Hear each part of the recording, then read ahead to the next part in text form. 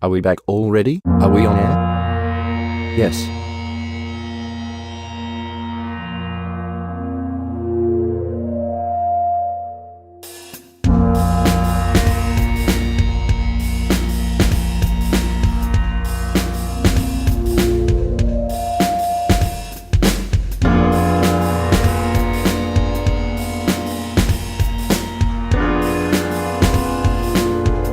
Hello again and thank you. I am Sir What and this is Since You Asked. We have a very special guest this afternoon. We have the Chancellor of the New York City school system, Mr. Dennis Wolcott.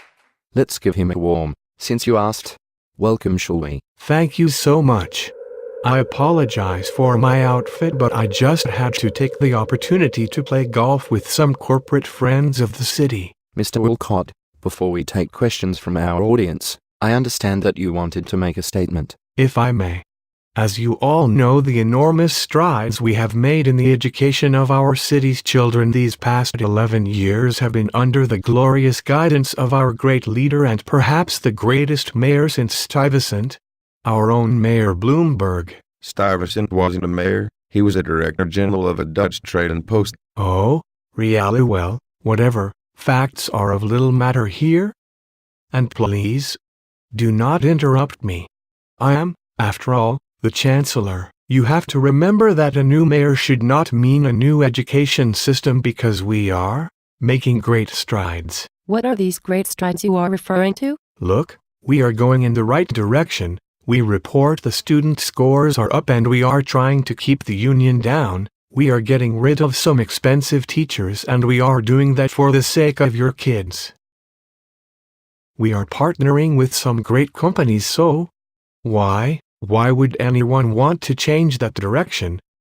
I tell you, we are doing it all. Do you think that defunding and closing down struggling schools and lavishing money and services on those unproven charter schools is the best policy to endorse?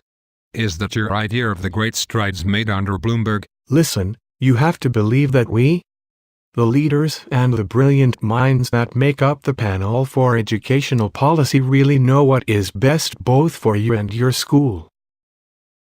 I share the vision of our mayor in this matter, and I intend to bring that vision into the next 4 years. I am a parent and I am also a teacher. Or at least I was one before I became a member of the absent teacher reserve. Now, I don't know what the hell I am. Anyway, sir, do you really believe that this ATR system is the best utilization of experienced teachers? Wolcott? That is something your union signed on to, but I believe our policy here is that the creation of the ATR is our way of showing you the door. Excuse me? What was that? Sir, do you continue to endorse the policy of co-location, of putting charter schools into public school facilities? And if so, may I ask, what time do you eat lunch? I certainly do endorse the policies that work, and that policy works. Oh, I eat lunch at about noon. Why? Because if that policy seems to work for someone, it is not working for my students. I have 2 charter schools in my building and we eat lunch at 10:30 in the morning. Then we have 5 straight classes without access to a gym or schoolyard. The charter kids eat lunch at noon, have a yoga studio and have access to the auditorium, none of which is available to my kids. Sir, let me ask you, who is really benefiting from this awful policy? Look, not everyone is going to be happy, but let me tell you, nothing is going to change under my watch. Actually, I have to get going. Sir, what is going on with the so-called non-existent rubber rooms? How about the case of Mr. Portello's? Sir, can we ask you a question about the evaluations? I have a question about Pearson and Bloom. Mr. Wolcott, why the hasty exit? We're just getting started, sir.